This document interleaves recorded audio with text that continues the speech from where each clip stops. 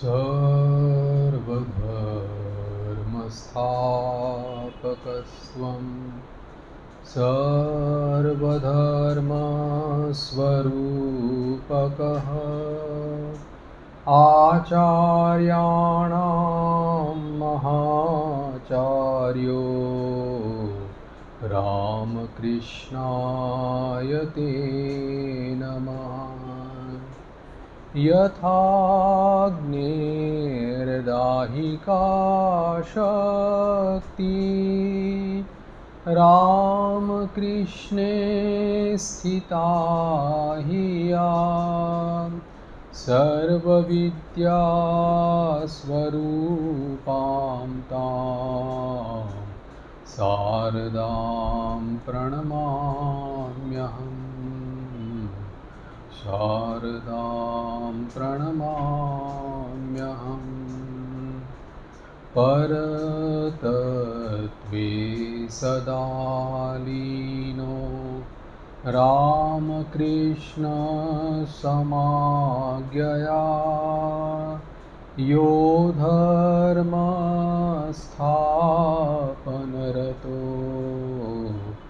वीरेशं तं नमाम्यहम्। वीरेशं तं नमाम्यहम्।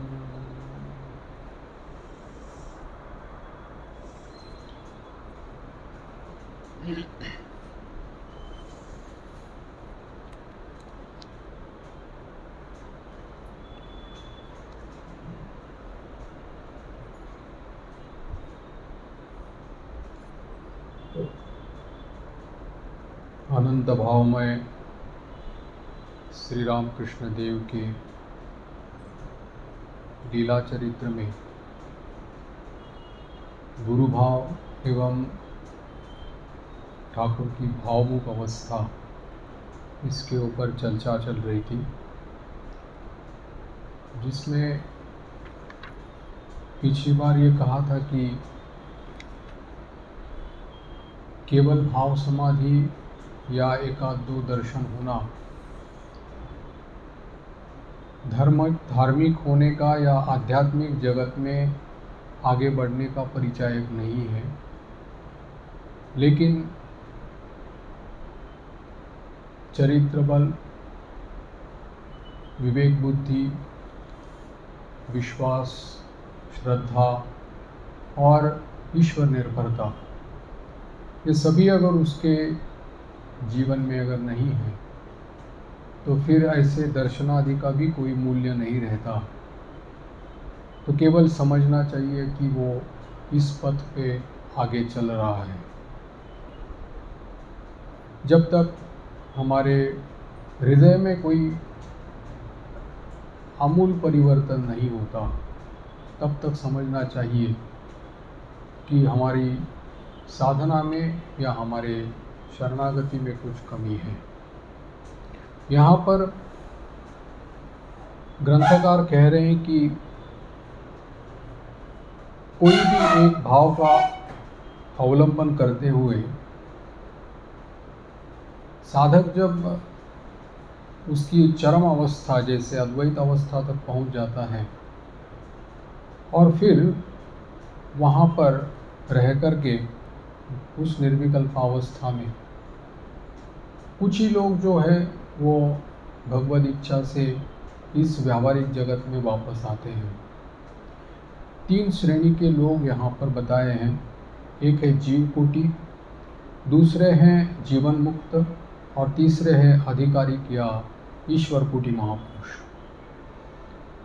जो साधना के बल से या गुरु कृपा से, भगवत कृपा से उस निर्विकल्प समाधि में जाने तक यानी कि सामर्थ्य रखते हैं या वहाँ जाकर निर्विकल्प समाधि में रहते हैं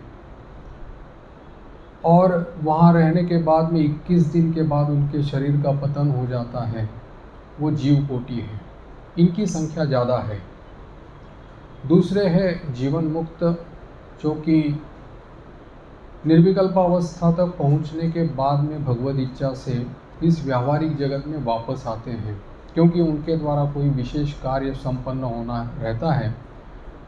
तो इसीलिए इन लोगों को जीवन मुक्त महापुरुष लेकिन भगवद इच्छा से वापस आए हुए कहा जाता है।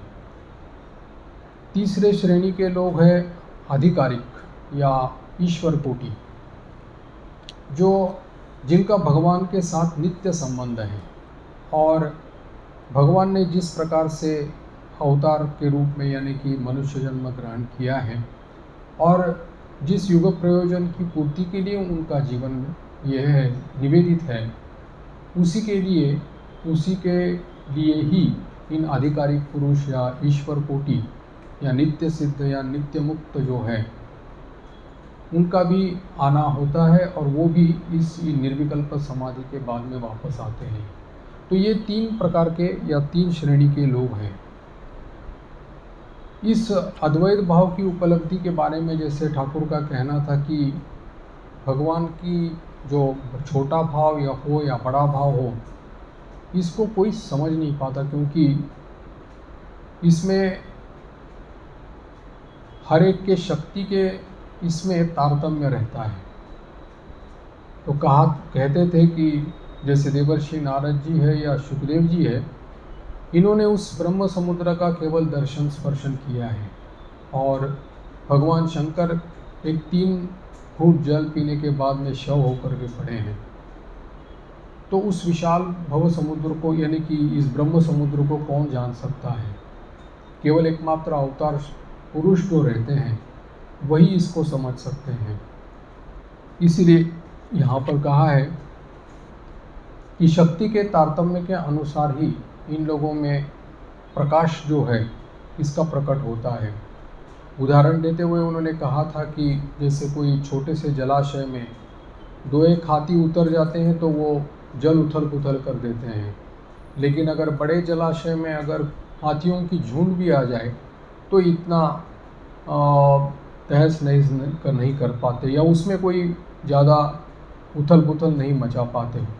जैसे कि गीता में कहा है, आपूर्यमाणम अचल प्रतिष्ठम समुद्र माप प्रविशन्ति यद्वत् तद्वत् कामायम प्रविशन्ति सर्वे सशांति मापनोति न काम कामी। जैसे कि अलग अलग जगह से नदियाँ आकर के समुद्र में मिलती है, लेकिन समुद्र अपनी मर्यादा से कभी बाहर नहीं जाता। जितनी भी नदियाँ आकर के उसमें मिल जाए, समुद्र अपनी मर्यादा से बाहर नहीं जाता।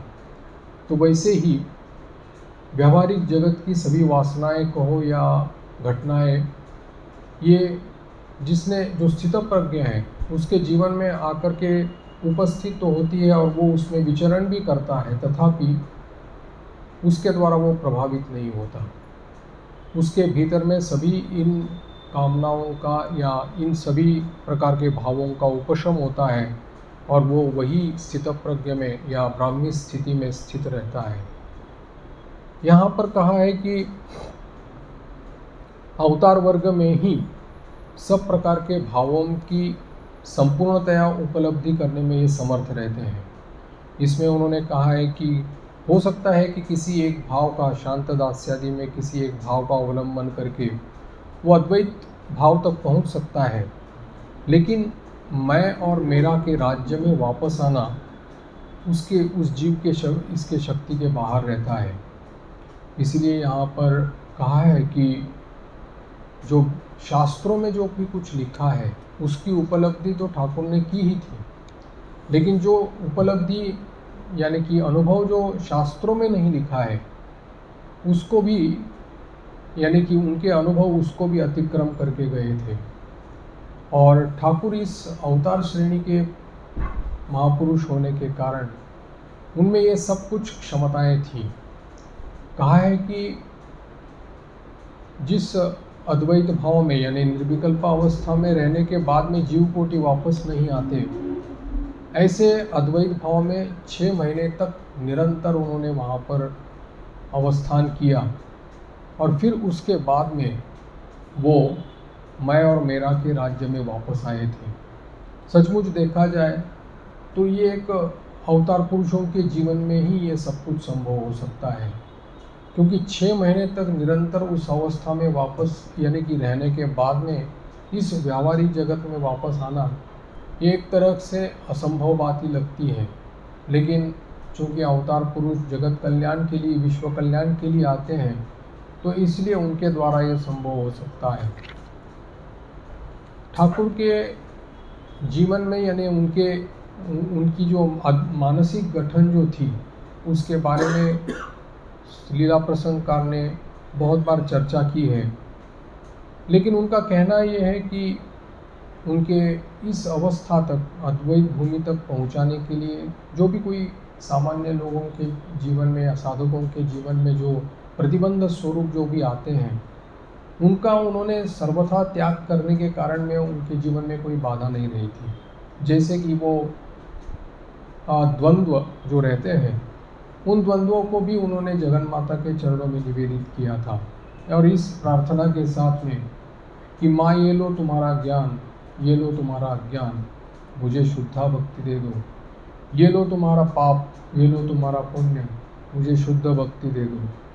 ये लो तुम्हारी शुचि, ये लो तुम्हारी अशुचि, मुझे शुद्धा भक्ति दे दो।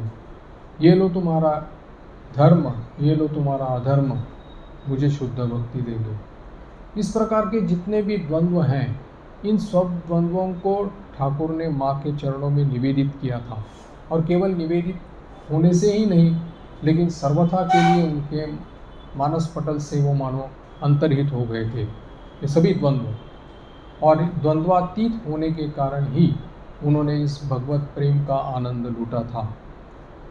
यहाँ पर कहा है कि जैसे साधारण साधक अगर इस प्रकार से अगर प्रार्थना भी करे और छोड़ देने की कोशिश करे, तो भी उसका भूतकाल के संस्कार उसके ऊपर आकर चढ़ जाते हैं, या तो वो भविष्य के संकट की चिंता करने लगता है, या तो उसका चिंतन ऐसे हो जाता है कि लोग क्या कहेंगे, इसके बारे में वो ज़्यादा सोचने लगता है। तो इस प्रकार से जिस पर जो छोड़ दिया था ठाकुर ने, वो सर्वथा ही उनके मन से त्याग हो गया था, क्योंकि मन जो है उनका था वो साधारण लोगों की तरह प्रवंचक मन नहीं था। तो सब कुछ जब निवेदित कर दिया तो सर्वथा के लिए और सर्वदा के लिए उन्होंने वो निवेदित हो गया था, और इसीलिए वो किसी वस्तु को, व्यक्ति को, स्थान को अपना नहीं कह सकते थे। लेकिन ये प्रार्थना के साथ साथ ठाकुर ये भी कहते हैं कि ये जो इसी प्रार्थना उन्होंने की थी माँ के पास में, लेकिन ये प्रार्थना में ये नहीं कह पाए कि माँ ये लो तुम्हारा सत्य और ये लो तुम्हारा असत्य, मुझे शुद्ध भक्ति दे दो, क्योंकि सत्य तो भगवान का स्वरूप है और ठाकुर सत्य में प्रतिष्ठित थे। इसलिए अगर सत्य स्वरूप भगवान को भी निवेदित कर दे तो फिर बचा क्या। इसीलिए ठाकुर कहा करते थे कि मैं सब कुछ निवेदन किया, लेकिन सत्य निवेदन नहीं कर पाया, क्योंकि सत्य भगवान का स्वरूप है। और वास्तविक ही उनके जीवन में सत्य निष्ठा जो देखी गई है वो अपूर्व यानी कि कहा जा सकता है। ठाकुर कहा करते थे कि जिसके अंदर सत्य निष्ठा है उसे सत्य स्वरूप भगवान की प्राप्ति अवश्य होती है। और ऐसे महापुरुष सत्य संकल्प होते हैं, क्योंकि ये लोग अगर विनोद में भी अगर कोई भाषण करें यानी कि कुछ कहें तो भी वो असत्य भाषण नहीं करते, और उनके द्वारा जो भी कुछ वचन कहे जाते हैं वो कालांतर में फलप्रसू हो जाते हैं, क्योंकि माँ ही उनके सभी वचनों को सत्य साबित कर देती है, क्योंकि ये सत्य संकल्प होते हैं। इनके द्वारा जो भी कहा जाता है वो सत्य में परिणत होता है, क्योंकि उन्होंने सत्य निष्ठा का पालन किया है। इसीलिए यहाँ पर ठाकुर की सत्यनिष्ठा कितनी ये थी, अपूर्व थी, इसके कुछ दृष्टांत यहाँ पर बताए गए हैं। जैसे कि दक्षिणेश्वर में जो गोपाल की माँ बोल करके अघोरमणि देवी उनके पास, ठाकुर के पास आया करती थी, वात्सल्य भाव से गोपाल के साथ उसका संबंध था और ठाकुर को ही गोपाल मानती थी। तो आकर के ठाकुर को कुछ स्वयं रसोई बना करके खिलाया करती थी। एक बार ऐसे ही रसोई बना करके ठाकुर को खिला रही थी, तब देखा गया कि चावल जो है ठीक तरह से पका नहीं था। तब ठाकुर ने असंतुष्ट होकर के कहा कि ये भात क्या मेरे लिए खाना संभव है, अब मैं इसके हाथ का भात कभी नहीं खाऊंगा।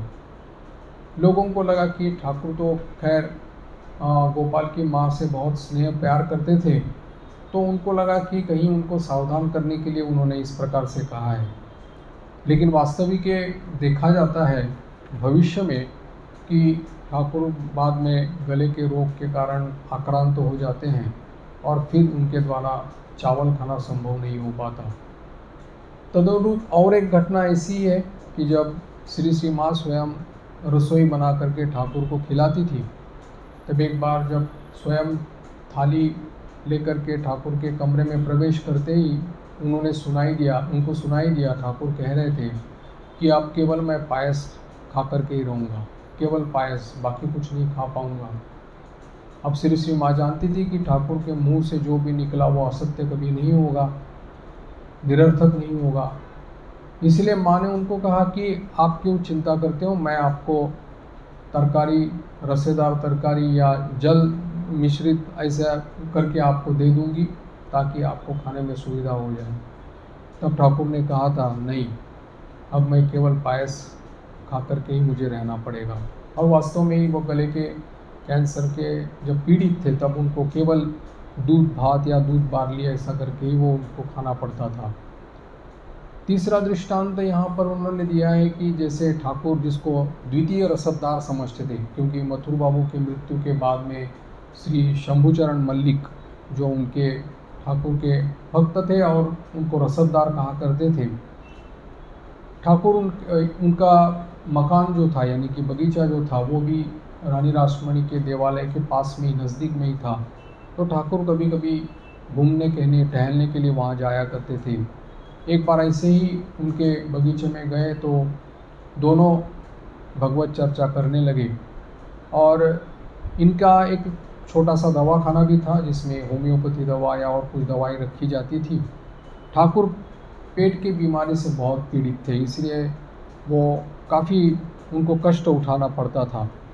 जब शंभू बाबू को पता चला कि ये इस प्रकार से उनको पेट की बीमारी है, तब उन्होंने कहा कि मैं आपको दवा दे दूंगा, मुझसे ले लीजिएगा जाते समय।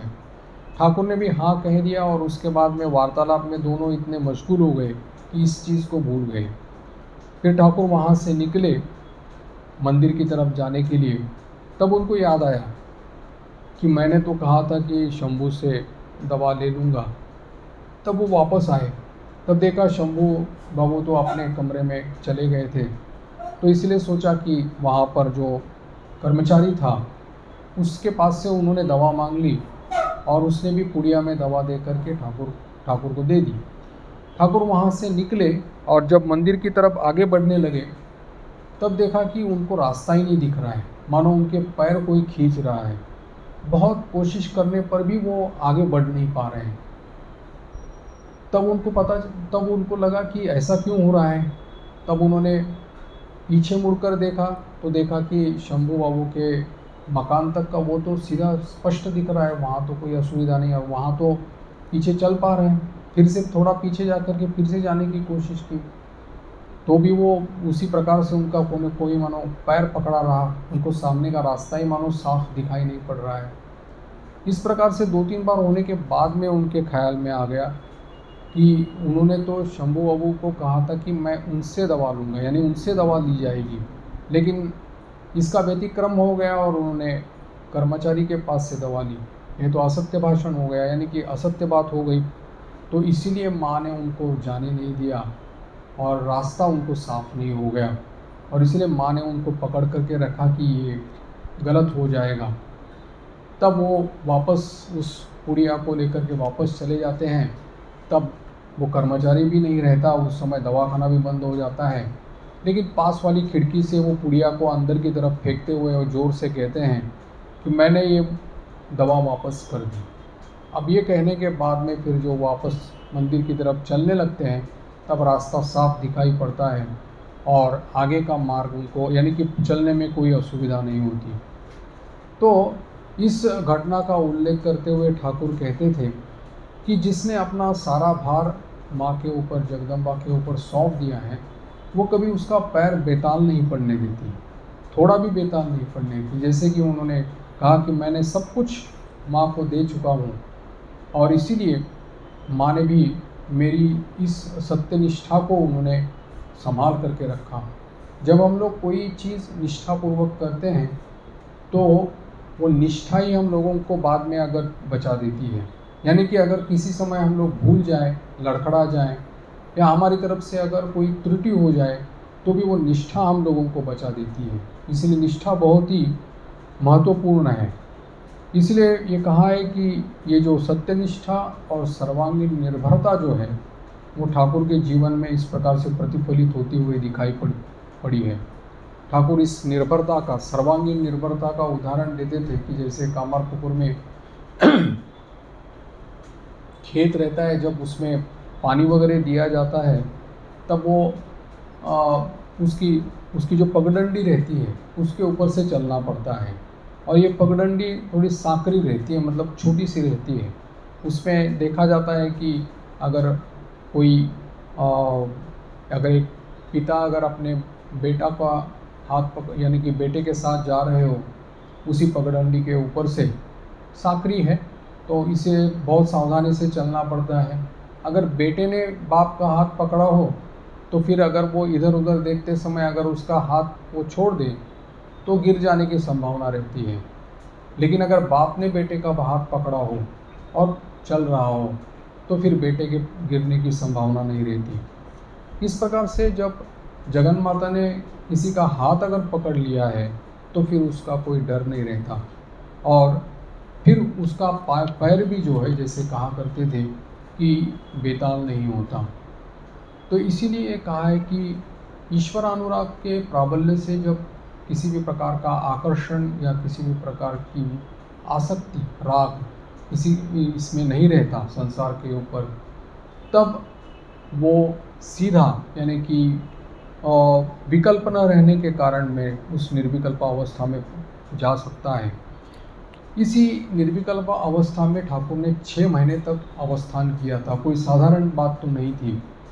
और वो कहते थे कि जैसे इस अवस्था में रहने के बाद में साधारण जीव तो जैसे सूखे पत्ता, पेड़ का सूखा पत्ता रहता है वैसे गिर जाता है, वैसा उसका शरीर भी गिर जाता है। उस अवस्था में मैं 6 महीना तक निरंतर अवस्थान किया। दिन कहाँ से आता था, रात कब आती थी, ये सब कुछ पता नहीं चलता था। बोलते थे कि जैसे मृत व्यक्ति रहता है उसके मुंह में या नाक में जिस प्रकार से मक्खियाँ अपना प्रवेश बना लेती है, वैसे ही उनके नाक में या मुंह में मक्खियाँ प्रवेश करती थी। वो कहते थे कि इतने दिन तक शरीर के ऊपर कोई भान ही नहीं था, क्योंकि शरीर का कोई अपना देखभाल करे ऐसा उनका अवस्था ही नहीं थी। इसीलिए उनके जो बाल थे वो जटा के रूप में परिणत हो गए थे। और पक्षी भी आकर के उस सिर पर बैठ जाते थे और उस जटा में से कोई अगर खाने की चीज़ है क्या ऐसा ढूंढते थे। ठाकुर कहा करते थे कि जब मैं बैठ जाता था और शरीर मानो एक लकड़ी की तरह काष्ठवत हो जाता था, सांप भी अगर आए तो सांप भी मेरे शरीर के ऊपर से चला जाता था, उससे सांप को भी नहीं पता चलता था और मुझे भी नहीं पता चलता था। तो इस प्रकार की अद्वैत अवस्था जो थी जिसमें उनको कोई होश नहीं रहता था। अब ऐसी अगर खुद का ही होश नहीं तो फिर खाना पीना और बाकी सब शरीर की जो आवश्यकता है उसको कौन कैसे पूर्ण हो जाए। और ऐसी अवस्था में 6 महीने रहने के बाद भी वो वापस मैं और मेरे के राज्य में वापस आ जाते हैं। वो कहते हैं कि वहाँ पर एक साधु का आगमन होता है, वो भी भगवान की इच्छा से वहाँ पर आ जाते हैं। वो ठाकुर की इस अवस्था को देख करके समझ जाते हैं कि इसके द्वारा बहुत बड़ा कल्याण का काम होने वाला है। इसीलिए वो अपने पास में एक छोटा सा डंडा जैसा रखते हैं और ठीक समय पर उनके शरीर पर आघात करते रहते हैं ताकि उनको होश आ जाए। और जैसे ही देखते थे कि उनके होश आ जाती थी तब उनके पास दूध होता था या कुछ खाने की चीज़ें रहती थी, वो मानो उनके मुंह में ठूस के रख दे देते थे कि ताकि कुछ तो उनके पेट में चला जाए। इस प्रकार से उन्होंने यानी कि उनको होश ला करके उनके शरीर में यानी कि उनके मुंह में डाल करके उनके पेट में डालने की कोशिश की थी। उसकी वजह से कुछ शरीर के भीतर यानी कि पेट के भीतर जाता था। और इसी तरह से वो 6 महीने इस प्रकार होने के बाद में फिर माँ जगदम्बा का उनको जब आदेश होता है कि तुम भावमुक्त अवस्था में रहो। फिर उसके बाद में उनकी पेट की बीमारी शुरू हो जाती है और ये पेट की बीमारी से बहुत कष्ट उनको भोगने पड़ते हैं। और फिर उसके बाद वो बोलते थे कि मेरा मन जो है धीरे धीरे शरीर के ऊपर आने लगता है। लेकिन जब शरीर में कोई ऐसा ये नहीं रहता, विकल्प नहीं रहता था, मन में कोई विकल्प नहीं रहता था, तो तुरंत मन की अवस्था जो थी उस निर्विकल्प अवस्था में पहुंच जाती थी। उस समय जैसे कि इस अवस्था में ठाकुर के पास आने वाले में से एक भक्त थे जो नेपाल सरकार के राज्य कर्मचारी थे, जिनका नाम था श्री विश्वनाथ उपाध्याय। उनको ठाकुर कप्तान कहा करते थे और वो थोड़ी योग के बारे में जानते थे। उन्होंने कहा है कि ठाकुर को एक बार उन्होंने 3 दिन और 3 रात लगातार निर्विकल्प अवस्था में उन्होंने देखा है। तो ये कप्तान जो थे वो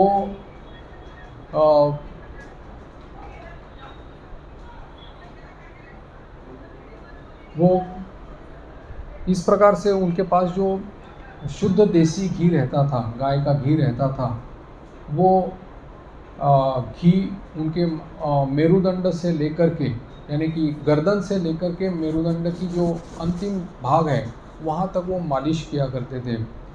और मालिश करके फिर उनको उस महाशक्ति यानी कि महावायु जो ऊपर उठता था उसको नीचे की तरफ ला करके फिर उनका मन साधारण भूमि में लाने के लिए मदद करते थे।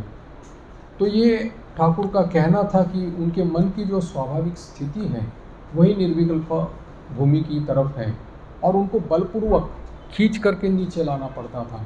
ठाकुर कहा करते थे, अरे ये तो मेरा मन तो सब समय निर्विकल्प में ही रहना चाहता है, लेकिन केवल तुम लोगों के लिए मैं नीचे आना चाहता हूँ, यानी कि इस व्यावहारिक जगत में आना चाहता हूँ। तो इसीलिए छोटी छोटी वासना जो है वो अपने मन में रख करके, यानी कि पानी पीना है, पान खाना है, मिठाई खानी है या किसी से मिलना है, सब्जी खानी है, इस प्रकार की छोटी छोटी इच्छाएं या वासनाएं कहते कहते अपने मन को बलपूर्वक नीचे खींच लेते थे और व्यावहारिक जगत में आ जाते थे। तो ये सब कुछ उनको बलपूर्वक करना पड़ता था और तो इस प्रकार से कह कर के फिर उनको साधारण भूमि में आकर के फिर लोगों के साथ व्यवहार करते थे। तो ठाकुर ने जो कहा है कि अद्वैत ज्ञान आंचल में बांधकर जो इच्छा सो करो, ये कितना कठिन है ये अब समझ में आता है। यानी कि एक साधारण कोई व्यक्ति, ये तो अवतार पुरुष की बात है कि जिसको ऊपर से नीचे आकर के व्यवहार करना पड़ता है, वो भी कितना कष्टकर होता है। साधारण जीव कोटि का मन या भगवत इच्छा से वापस आया भी उसको तो कितना और कष्टकर होता होगा, क्योंकि वो उस श्रेणी का ही नहीं है, उस अधिकारी नहीं है और वो उस धरा का ही ये नहीं है, अधिकारी नहीं है, इसलिए उसके लिए कितना यह कठिन होता होगा। तो इसलिए यहाँ पर ग्रंथकार कहते हैं कि केवल एकमात्र शरणागति रहने से ही इसका उपाय हम लोग कर सकते हैं। यहाँ पर कहा है कि जैसे भाव जो रहते हैं हमारे, यानी कि साधक जीवन में जो भाव आते हैं, भगवत भाव जो रहते हैं, उसके साथ साथ शरीर में भी यानी कि परिवर्तन दिखाई देता है। जैसे सत प्रकृति के लोग रहते हैं वो कोमल रहते हैं, असत प्रकृति के लोग रहते हैं वो कठोर रहते हैं, निष्ठुर रहते हैं, उनका क्रूर स्वभाव यानी कि दिखाई पड़ता है। यहाँ पर कहा है कि जैसे कि प्रत्येक मनुष्य के, यानी कि मनुष्य जन्म मिला है, इसका मतलब ही है कि उसके शुभ और अशुभ दोनों कर्म हैं। ये दोनों कर्म जो है अपने संस्कार यहाँ पर तैयार करते हैं और ये संस्कार जो है सूक्ष्म प्रेरणा शक्ति के रूप में परिणत होते हैं और वो नीचे की तरफ मेरुदंड के नीचे की तरफ में जहाँ कुंडलिनी शक्ति का वास होता है वहाँ पर कर्माशय के रूप में वहाँ पर रहते हैं, अवस्थान करते रहते हैं। तो हमारे कितने भी हजारों लाखों जितने जन्म हम लोगों के हुए हैं, उस सभी जन्मों के संचित जो पूर्व संस्कार हैं या संस्कार कह सकते हैं, कर्म संस्कार जो है वो वहाँ पर कर्माशय के रूप में वहाँ पर है।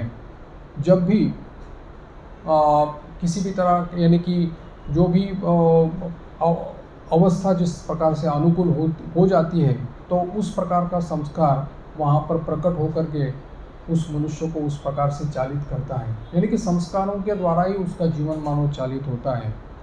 और जैसे कि अगर उसका साधन भजन न रहे तो फिर वो जीव जब एक शरीर से दूसरे शरीर तक जब यानी स्थानांतर करता है या एक शरीर छोड़ करके दूसरे शरीर में जाता है, तब ये संस्कारों की पुतली जो है वो अपने साथ लेकर के ही मानो दूसरे शरीर में प्रवेश करता है।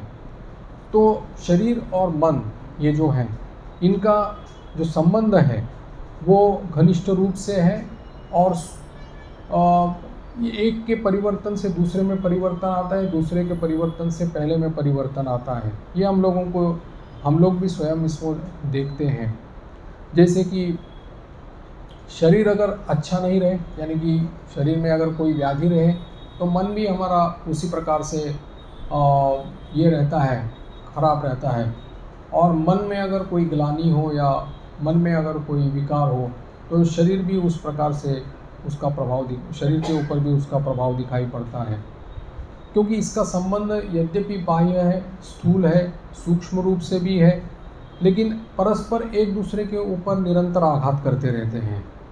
तो अगर कोई जैसे कि किसी उपासना गृह में बैठे हों और सभी लोग भक्ति से प्रार्थना कर रहे हो या कीर्तन कर रहे हो, तो उसका प्रभाव से उस प्रकार के संस्कार, भक्ति मूलक संस्कार उसमें जागृत होते हैं।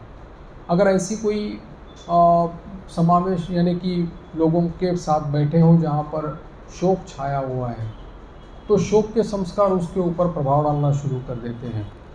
इसीलिए कहा जाता है कि अगर ये शरीर और मन का संबंध जो है वो परस्पर इतना घनिष्ठ हो अगर है, तो फिर इसीलिए कहा जाता है कि एक भावों के भीतर जो इस प्रकार के, चाहे बुरे हो या चाहे अच्छे हो, इनमें एक प्रकार की संक्रमण शक्ति रहती है, और इस संक्रमण शक्ति के कारण ही उस प्रकार का स्वभाव उसका बन जाता है। इसलिए बहुत बार कहा जाता है सत्संग करने के लिए, साधु संग करने के लिए, या भगवत राग उद्दीप्त करने के लिए, यानी वहाँ जहाँ भगवत चर्चा होती है, भगवत कथा होती है, भगवत प्रसंग होता है और इस प्रकार का सत्संग होता है, तो वो एक अपना अलग प्रभाव उसमें दिखाई पड़ता है, और मन भी उस प्रकार से उसका गठन होने लगता है। इसलिए कहा है कि ये शारीरिक और मानसिक जो परिवर्तन हैं, ये भावों के संक्रमण से होते हैं, और जैसे जैसे साधक अपने साधन मार्ग में आगे बढ़ने लगता है, तो वैसे वैसे उसके शरीर में भी उस प्रकार के परिवर्तन दिखाई पड़ने लगते हैं।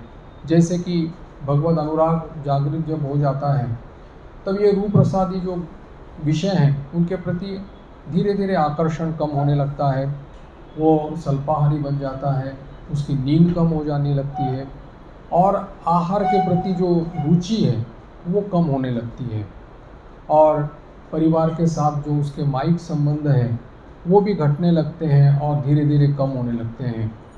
तो इसलिए कहा जाता है कि ये परस्पर संबंधित है, और इसमें मानसिक परिवर्तन के साथ साथ शारीरिक परिवर्तन आकर के भी यहाँ पर उपस्थित होता है। और यही बात यहाँ पर कही गई है कि ये जो प्रेरणा शक्ति जो है, या जिसको सूक्ष्म रूप से मेरुदंड के नीचे जहाँ पर विद्यमान है, उसको कुंडलिनी जिसको कहा जाता है, वो प्रसुप्त रहती है, यानी कि सोई हुई रहती है मानो ये शक्ति। और जब सोई हुई उसी अवस्था में रहती है, तब जीव के लिए स्मृति, कल्पना आदि वृत्तियों का उदय होता है। लेकिन ये जब किसी साधनवश या गुरु कृपा से या इष्ट कृपा से जब इस कुंडलिनी शक्ति का, इस प्रेरणा शक्ति का जब यानी कि जागृत हो जाती है, तब वो उसका भगवत साक्षात्कार करवा देती है। तो यहाँ पर उन्होंने जागृत कुंडलिनी में जैसे षटचक्र भेदन करके वो उसमें निर्विकल्प का अनुभव होता है, वो कहा है। ठाकुर कहा करते थे कि मैं तो यानी कि उनकी इच्छा थी जो भी ये अनुभव सब कुछ उनको, क्योंकि ये अनुभव कहीं आपको कहीं श्रुतियों में, उपनिषदों में या कहीं धर्म ग्रंथों में आप कभी नहीं पाएंगे। उनके जो अनुभव हुए हैं, ठाकुर भी चाहते थे कि ये जो अनुभव उनको प्राप्त हुए हैं, ये जो उपलब्धियाँ उनके जीवन में आकर के उपस्थित हुई है, वो सब उनको हमारे भक्तों को बताने के लिए। तो वो कहा करते थे कि मैं तो चाहता हूँ कि तुम लोगों को सब कुछ दर्शन के बारे में बता दूँ, लेकिन मैं उसको अधिक बोल नहीं पाता, क्योंकि जब महावायु कंठ या हृदय या कंठ की तरफ आ जाता है, तब मानो वाणी निरुद्ध हो जाती है और कुछ बोलने के लिए नहीं रह जाता। क्योंकि वहाँ पर जाकर के जाने के बाद में अपने आप ही यानी कि वाक रुद्ध होने के साथ साथ ही वो ईश्वर में लीन हो जाता है, यानी कि तन्मयता प्राप्त हो जाती है।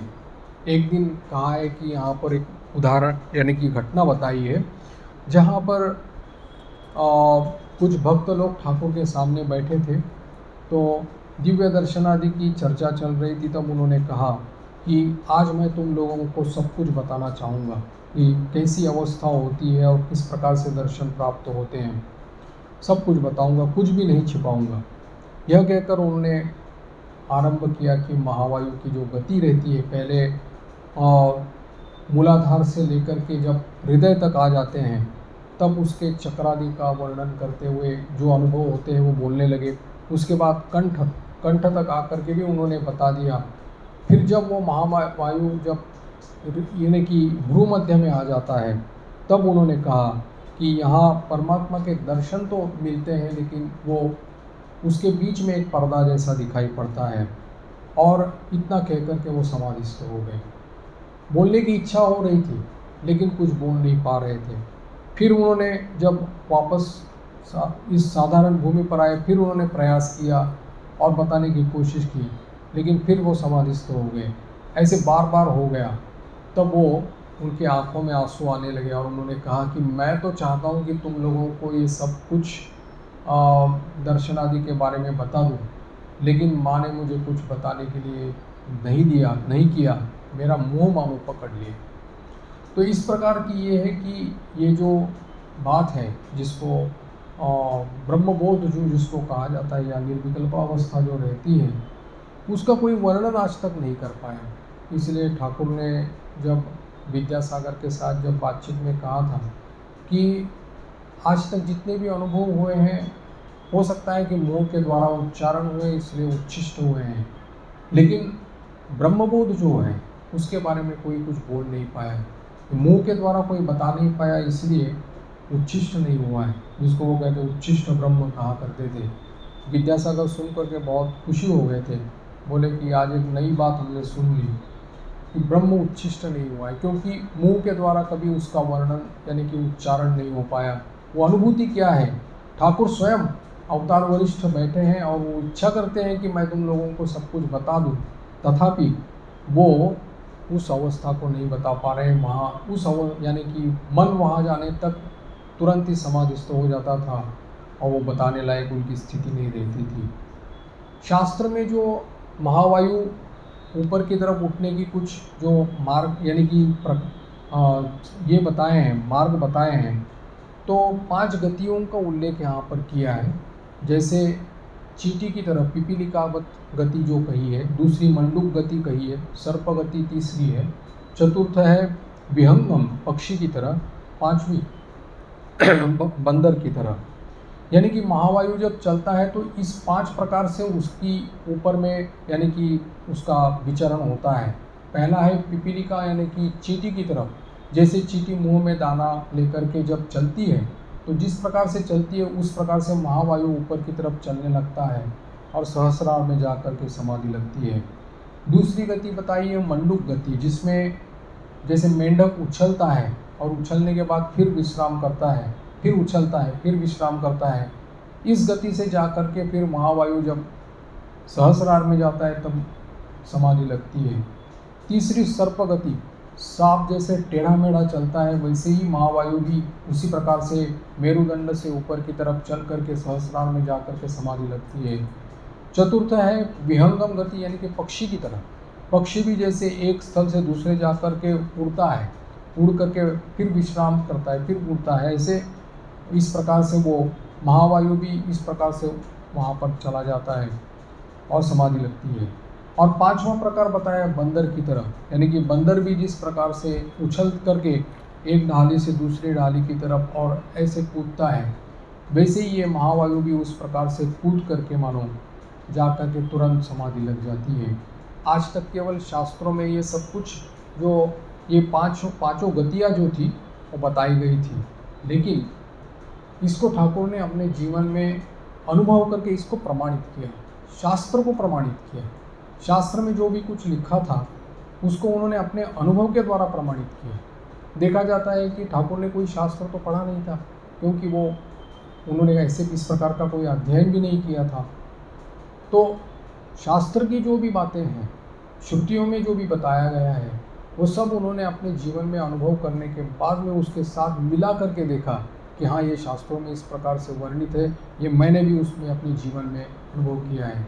इसलिए शास्त्रों की बात प्रमाणित हो गई ठाकुर के जीवन में अनुभव के द्वारा, इसलिए शास्त्र प्रमाणित हो गए, उनकी सत्यता प्रतिपादित हो गई उनके जीवन के अनुभव के कारण। और इसीलिए यहाँ पर इस जीवन का जो यानी कि निरपेक्ष भाव से अगर ठाकुर के इस जीवन का, साधन जीवन का और उनके उपलब्धियों का अगर हम लोग विवेचन करें तो एक अनन्य साधारण ये दृष्टांत लगता है। ऐसा उदाहरण तो साधारणतः आध्यात्मिक जगत में किसी भी अवतार पुरुष के इसमें देखा नहीं गया है। हम लोगों को मालूम ही नहीं, क्योंकि इस प्रकार से कोई इतिहास में उसका कहीं हम लोगों को ये भी नहीं मिलता, उल्लेख भी नहीं मिलता। लेकिन ये सब अनुभूतियाँ जो हैं वो शास्त्रों में लिखी हुई या शास्त्र अनुमोदित या शास्त्र को भी अतिक्रम करते हुए ये सब उपलब्धियाँ उनके जीवन में जो हो गई, उन्होंने उसको श्रुति प्रमाणित कर दी। कितनी अद्भुत बात है कि अपने अनुभवों के द्वारा श्रुति को प्रमाणित किया। बाकी लोग तो जैसे शास्त्रज्ञ रहते हैं, पंडित रहते हैं, कम से कम पढ़े लिखे रहते हैं, तो उनके द्वारा अगर कोई उपलब्धि हो तो पहले मालूम रहता है कि ऐसा है, ऐसे इसके द्वारा ये है। ठाकुर को तो शास्त्रों के बारे में या श्रुतियों के बारे में तो मालूम होने की कोई बात ही नहीं थी, क्योंकि उन्होंने अध्ययन नहीं किया था। लेकिन अपने जीवन में उन्होंने जब अनुभव किया तब ये शास्त्र की बात प्रमाणित हो गई थी। और इसीलिए जब उनको पूछा जाता था कि आपने तो कभी अध्ययन नहीं किया और आपने कभी इस प्रकार से शास्त्र वगैरह तो पढ़ा नहीं, जैसे पंडित लोग पढ़ते हैं ऐसा आप तो पढ़ा नहीं, तो फिर आपको ये सब बातें कैसी समझ में आ गई? तो उसके उत्तर में ठाकुर कहा करते थे, मैंने स्वयं तो अध्ययन नहीं किया है, लेकिन मैंने सुना कितना है। जितने लोग मेरे आया करते थे यहाँ पर, उस पंडित लोग हैं, शास्त्री लोग हैं या महात्मा लोग हैं, संत लोग हैं, जितने भी आया करते थे, तो उनकी चर्चा होती थी, भगवत चर्चा होती थी, उसमें से मैंने बहुत कुछ सीखा है। जैसे निर्विकल्प समाधि के बाद में जब वेदांत की इसमें भूमि में रहे थे, तो वेदांत के सब अधिकारी परमहंस श्रेणी के लोग उनके पास आया करते थे और दिन रात वेदांत की चर्चा चलती थी। और उतना ही क्या, ये तोतापुरी स्वामी जी भी तो 11 महीने तक वहाँ पर रहे हैं, उनके साथ भी उन्होंने इस प्रकार की चर्चा, वेदांत की चर्चा की है। तो ठाकुर कहते थे अध्ययन जरूर मैंने नहीं किया है, लेकिन मुझे उपलब्धि यानी कि मुझे सब कुछ मैंने सुन तो लिया है, और सुन करके मैंने ये सब कुछ मन में रखा है। और उन्होंने कहा कि ये सब सुनने के बाद में तब मैंने इन सब ग्रंथों को या तंत्रों को या पुराणों को एक डोरी में बांध करके उसको गांथ करके माला जो बना करके मैंने माँ के इसमें चढ़ा दी और कहा कि माँ ये लो तुम्हारा शास्त्र और पुराण और वेदांत और तंत्र सब कुछ तुम्हारे पास रहने दो, मुझे केवल शुद्ध भक्ति दे दो। यह कहकर उन्होंने माँ के पाद पद्मों में उसको निवेदित कर दिया था। तो ये सरल भाव से उन्होंने अद्वैत भाव को समझाना चाहा, कि सबको बताना चाहा। लेकिन जैसा वो कहा करते थे कि नमक का पुतला समुद्र मापने के लिए जाता है, तो फिर वो कैसे बताएगा कि समुद्र की गहराई कितनी है, क्योंकि जैसे ही पानी में प्रवेश करेगा वैसे ही वो पुतला जो है गल जाएगा। वो कौन बताएगा? जिसको अनुभव होता है उसकी वाणी रुद्ध हो जाती है, तो वो कौन बता सकता है? मैं और तुम का राज्य ही नहीं, जहाँ एक भी नहीं, जहाँ दो भी नहीं है, वहाँ जो है सो है। तो इस अवस्था में कोई चीज़ किसी चीज़ को समझा नहीं सकता, ना समझ किसी को बता सकता है। तो ये अंतिम बात है यानी कि अद्वैत भाव जो है ये अंतिम बात है। यहाँ पर एक बार जैसे स्वामी तुरानंद जी महाराज का वहाँ पर उन्होंने वो दृष्टांत दिया है और कहा है कि स्वामी तुरानंद जी महाराज उस समय एक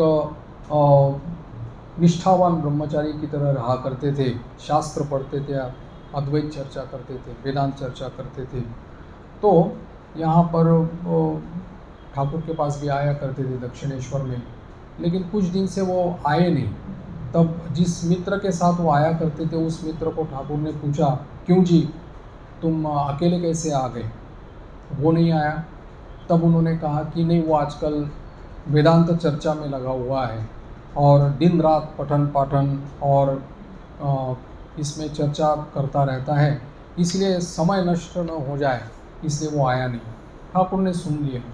इसके बाद में कुछ दिन बाद में जब ठाकुर के पास वो आते हैं, तुरानंद जी महाराज आते हैं, तब उनको देखते ही ठाकुर पूछ लेते हैं, क्यों जी, सुना है कि आजकल तुम वेदांत चर्चा करते हो, बहुत अच्छी बात है, लेकिन बताओ तो वेदांत का सार क्या है? ब्रह्म सत्य और जगन मिथ्या, इसको छोड़कर और कुछ है क्या?